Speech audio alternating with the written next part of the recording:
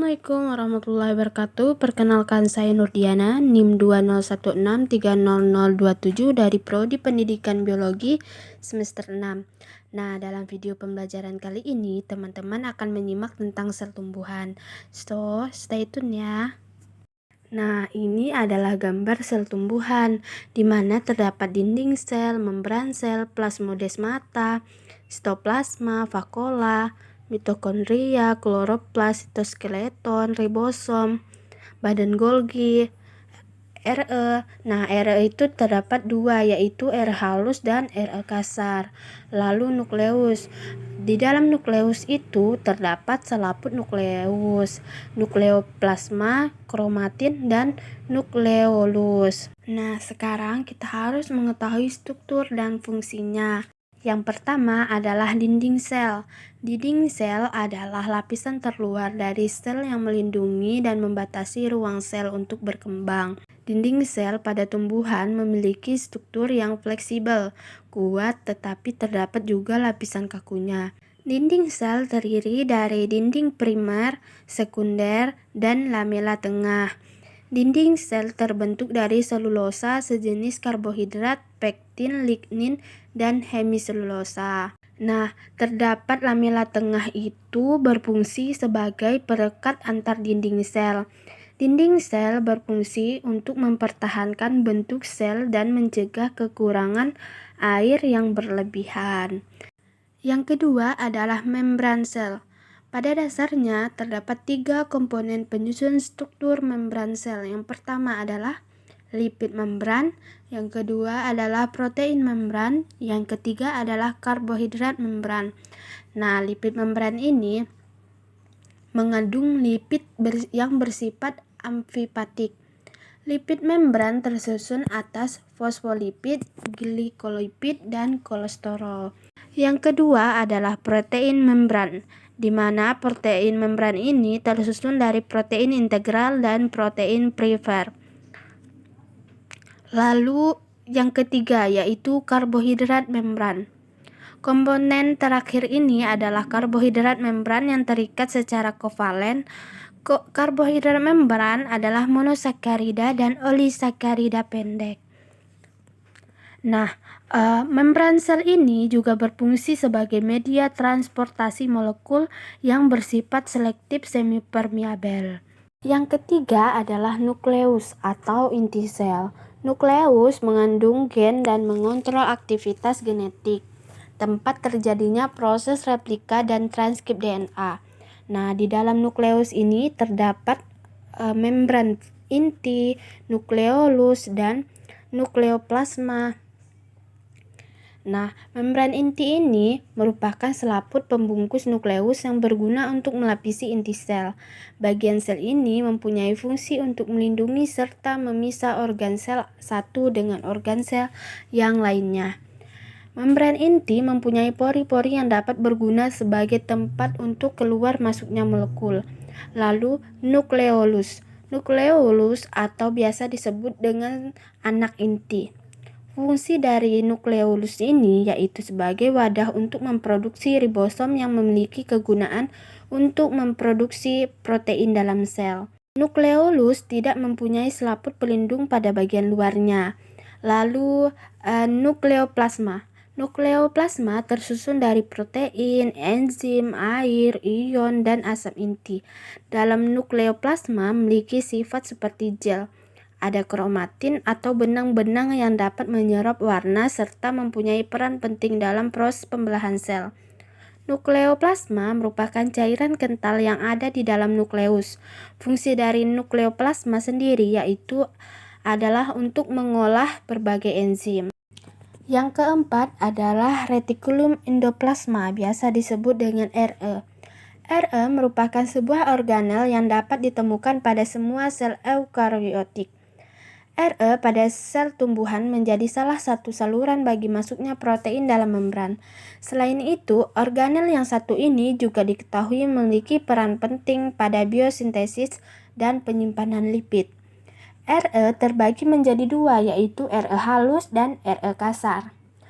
RE halus berbentuk tubulus, sedangkan RE kasar berbentuk kantung atau sisterna.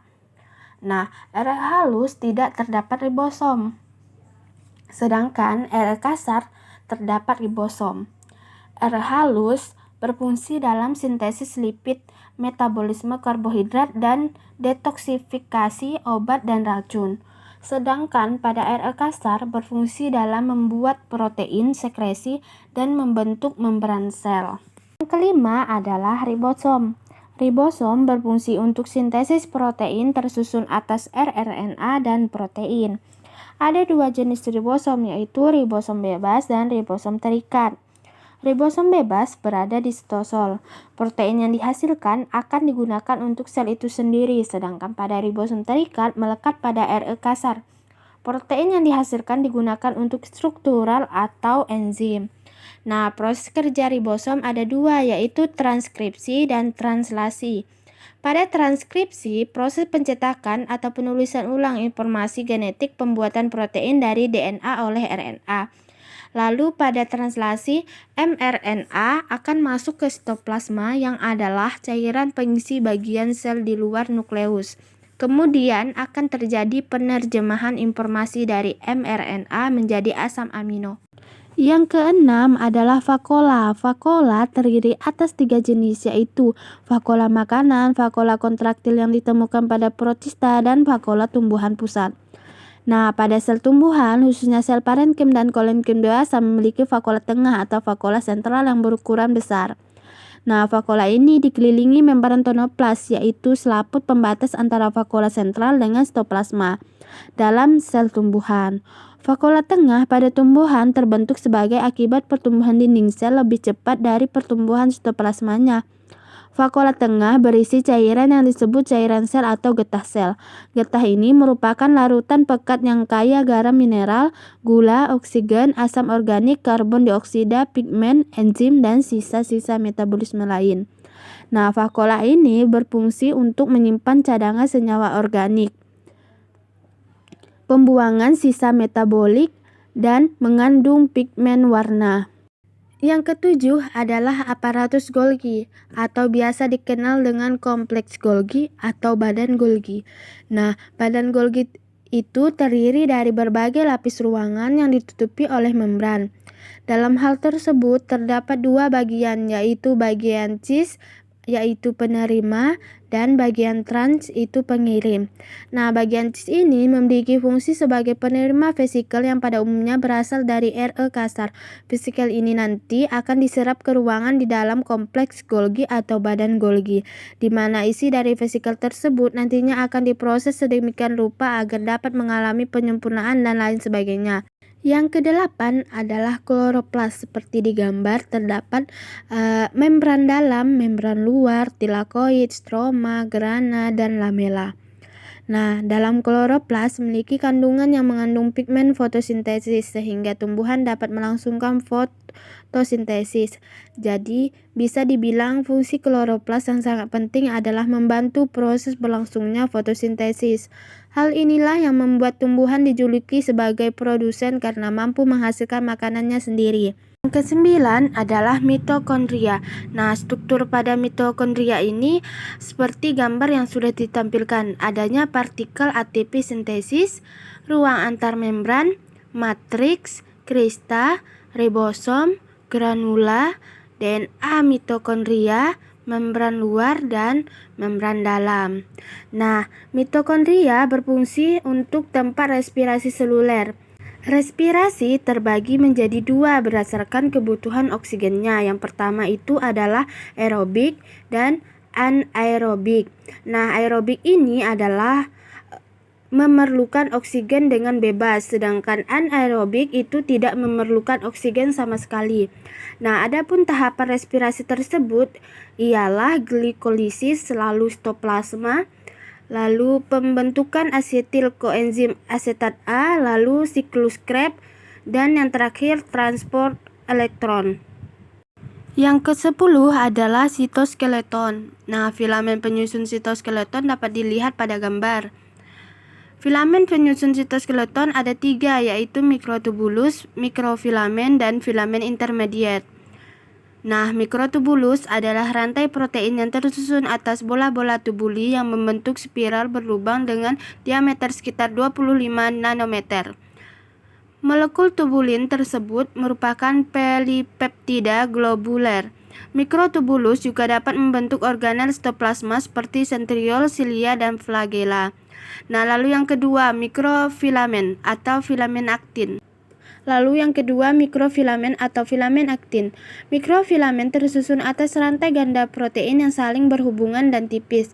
Filamen ini memiliki diameter yang lebih kecil dari mikrotubulus, yaitu sekitar 7 nanometer. Nah, lalu yang kedua, mikrofilamen atau filamen aktin. Mikrofilamen tersusun atas rantai ganda protein yang saling berhubungan dan tipis. Filamen ini memiliki diameter yang lebih kecil dari mikrotubulus, yaitu sekitar 7 nanometer. Lalu yang ketiga, filamen intermediate. Filamen intermediate tersusun atas rantai molekul protein fibrosa.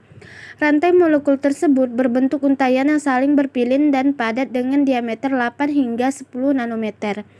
Filamen penyusun sitoskeleton ini disebut intermediate karena ukurannya yang berada di tengah-tengah mikrotubulus dan mikrofilamen. Lalu fungsi sitoskeleton berfungsi sebagai penyokong dan mempertahankan bentuk selnya. Yang ke-10 adalah plasmodesmata. Nah, plasmodesmata ini adalah sebuah saluran kecil berupa terowongan atau tabung yang menghubungkan antara satu sel dengan sel lainnya. Plasmodesmata sendiri merupakan perluasan dari membran plasma dan terbentuk bersamaan dengan terbentuknya dinding sel dan retikulum endoplasma. Fungsi utama dari plasmodesmata adalah sebagai saluran komunikasi atau konektivitas antar sel, menjadi jalan atau saluran bagi transportasi molekul dari satu sel ke sel lain sehingga seluruh sel-sel tumbuhan bisa bekerja sama untuk kelangsungan hidup tumbuhan. Selain itu, plasmodesmata juga berperan dalam pertumbuhan tanaman serta bisa menjadi mekanisme pertahanan sel terhadap infeksi. Yang ke-11 adalah sitoplasma. Sitoplasma memiliki bentuk berupa cairan pada sel yang terbungkus oleh membran sel. Setiap sel memiliki sitoplasma, namun masing-masing sel tersebut mempunyai struktur sitoplasma yang berbeda satu dengan yang lainnya. Nah, pada dasarnya fungsi sitoplasma pada tumbuhan adalah untuk memberikan dukungan internal struktur karena menjadi semacam media suspensi. Adapun beberapa fungsinya itu adalah sebagai tempat untuk menyimpan bahan kimia dalam metabolisme sel seperti enzim, protein, dan lemak, dan juga berfungsi sebagai sarana untuk menyerap air yang dibutuhkan oleh sel. Lalu berfungsi juga sebagai bagian yang berfungsi untuk menjaga stabilitas air dalam sel. Nah, teman-teman, setelah menyimak video pembelajaran ini, diharapkan bisa menyebutkan letak organel sel tumbuhan pada gambar ini. Sekian video pembelajaran ini. Wassalamualaikum warahmatullahi wabarakatuh.